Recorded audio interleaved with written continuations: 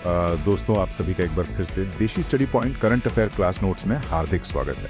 मैं आप सभी का साथी आज के स्पेशल डीप डाइव में बहुत बहुत अभिनंदन करता हूँ। और आज की ये क्लास ना बहुत ही इम्पोर्टेंट होने वाली है, क्योंकि बहुत सारे ऐसे फैक्ट्स जो आपको सीधे एग्जाम हॉल में देखने को मिलेंगे, उनका हम आज एक गहन विश्लेषण करने वाले हैं।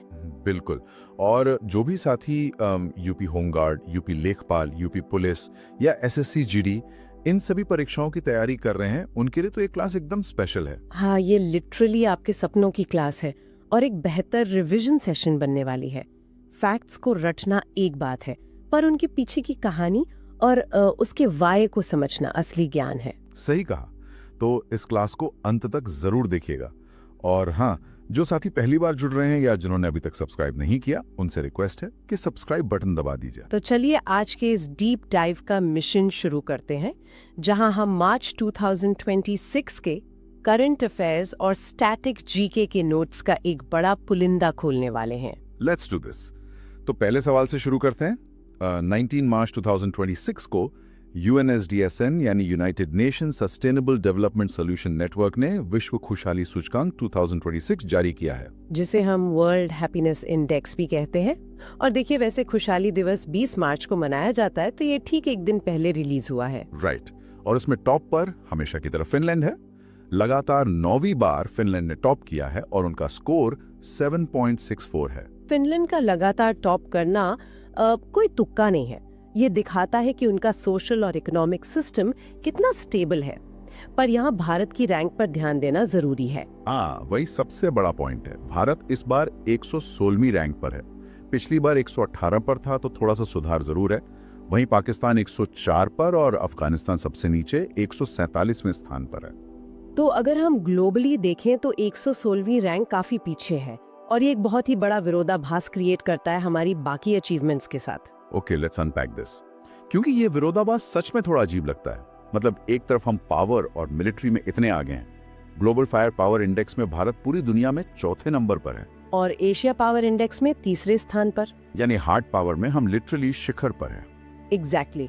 पर जब बात आती है बेसिक क्वालिटी ऑफ लाइफ की, तो हम खुशहाली में 116वें नंबर पर हैं, एनवायरमेंट परफॉर्मेंस यानी पर्यावरण में 176वें, प्रेस फ्रीडम में 151वें, भुखमरी सूचकांक में 102वें और HDI यानी ह्यूमन डेवलपमेंट इंडेक्स में 130वें और SDG में 99वें स्थान पर, और पासपोर्ट इंडेक्स में 75th नंबर पर। ये तो बिल्कुल उस स्टूडेंट की तरह हो गया जो फिजिकली बहुत ताकतवर है, जिम रोज जाता है, पर अंदर से भयंकर स्ट्रेस और बीमारी से जूझ रहा है।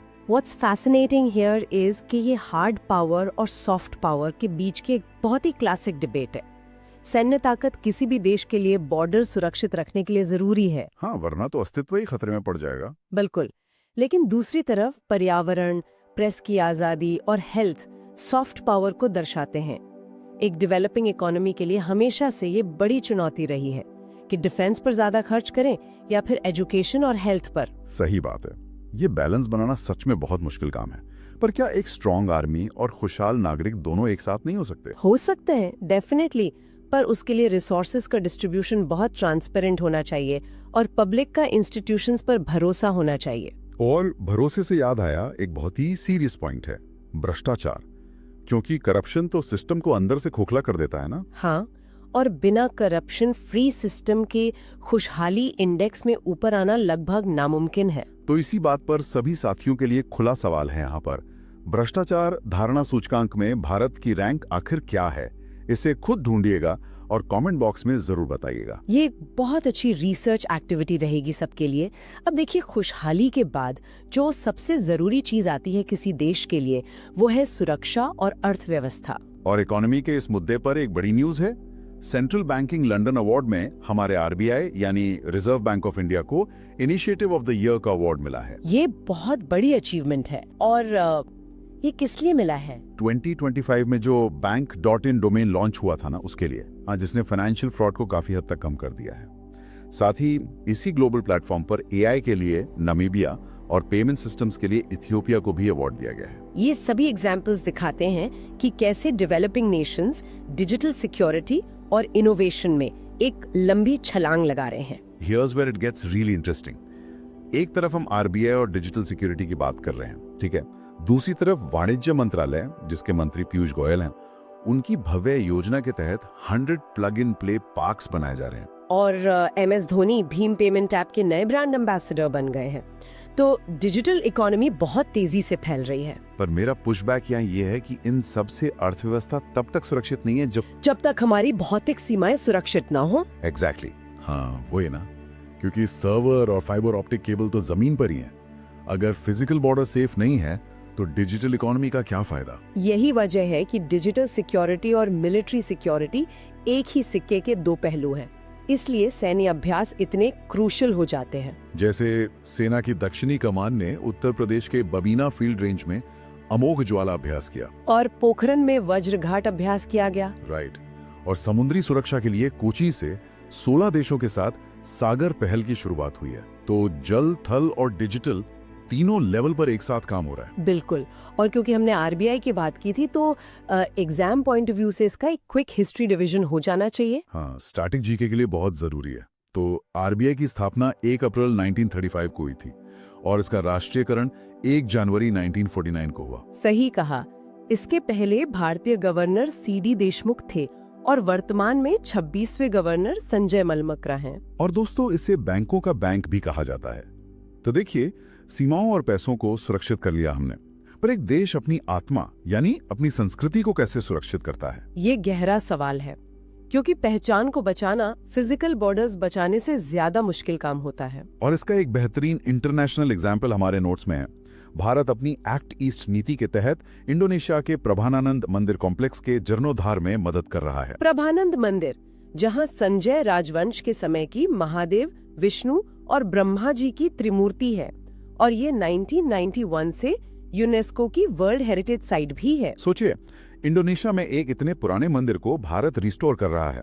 देश की आत्मा को ग्लोबली कनेक्ट करना इसी को कहते हैं। पर सिर्फ बाहर नहीं, देश के अंदर भी तो पहचान को प्रिजर्व किया जा रहा है ना। हाँ, जैसे जनजातीय मंत्रालय, जिसके मंत्री JL ओरांव हैं, उन्होंने हाल ही में रिशा ब्रांड की शुरुआत की है। रिशा ब्रांड, ताकि ट्राइबल प्रोडक्ट्स को एक ग्लोबल मार्केट मिल सके और वो इकोनॉमिकली इंडिपेंडेंट बन सकें। और उसी तरह GSI ने कालिंजर किले को, जो महाराष्ट्र के बंदा में है, उसे राष्ट्रीय भू विरासत स्थल यानी नेशनल जियो हेरिटेज साइट घोषित किया है। If we connect this to the bigger picture, तो ये समझ आता है कि ये सब सिर्फ पुरानी इमारतों को बचाने का काम नहीं है, ये एक जीवित पहचान के बारे में है। एकदम सही, जीवित पहचान जो हम रोजमर्रा की जिंदगी में देखते हैं और सेलिब्रेट करते हैं। जैसे 19 मार्च को मणिपुर का नववर्ष सजीबू चाराइबा मनाया जाता है, और उसी दिन चैत्र शुक्ल प्रतिपदा को राजस्थान दिवस भी होता है, क्योंकि 1949 में राजस्थान की स्थापना हुई थी। वहाँ के CM अभी भजनलाल शर्मा हैं। देखिए,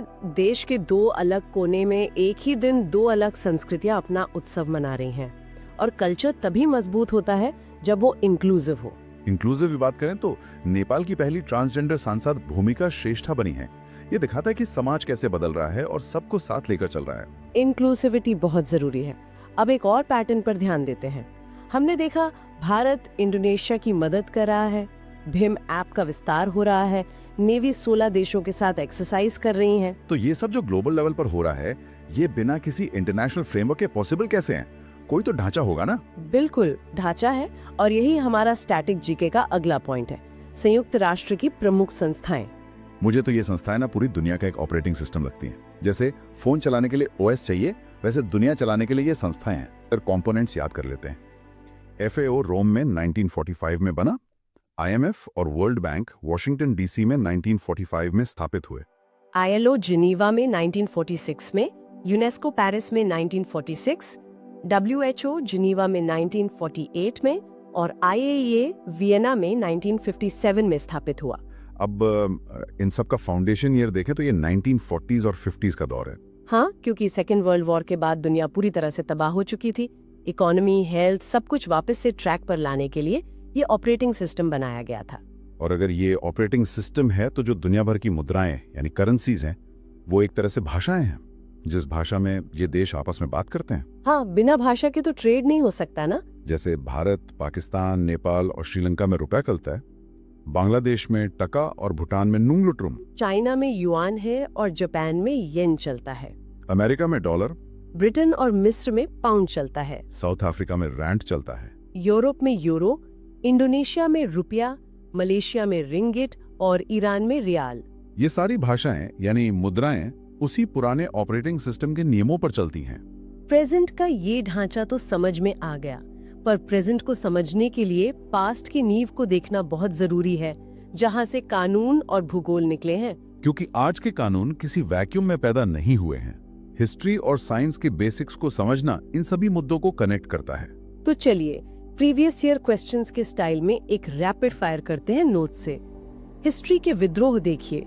हरप्पा विद्रोह 1879 से 80 तक हुआ, पवना विद्रोह 1873 से 76 तक, बंगाल का नील विद्रोह 1859-60 और जेंटिया विद्रोह 1860-63 के दौरान हुआ 61। अब भूगोल देखते हैं। भूगोल में महाजनपद बहुत इंपॉर्टेंट है, जैसे मगध की राजधानी राजगृह और अंग की राजधानी चंपा थी। सागर सीमाएं भी काफी आती हैं। कैस्पियन सागर से 5 देश लगते हैं, भूमध्य सागर से 21 देश और लाल सागर से 6 देश। कुछ इम्पोर्टेंट उपनाम भी हैं। अंध महाद्वीप अफ्रीका को कहते हैं और विश्व की छत पामीर को कहा जाता है। राजधानियों में स्लोवेकिया की राजधानी ब्राटिस्लावा है और बल्गेरिया की सोफिया। कृषि पद्धति की बात करें तो झूम खेती नॉर्थ ईस्ट में होती है और वालेरी पद्धति राजस्थान में। अब थोड़ा साइंस के टॉपिक्स भी कवर कर लेते हैं, जैसे सिल्वर ब्रोमाइड का इस्तेमाल फोटोग्राफी में होता है। हाँ, और राइबोसोम का काम प्रोटीन सिंथेसिस है। मात्रक देखें तो दाब का पास्कल, ऊर्जा का जूल और ज्योति तीव्रता का कैंडेला है।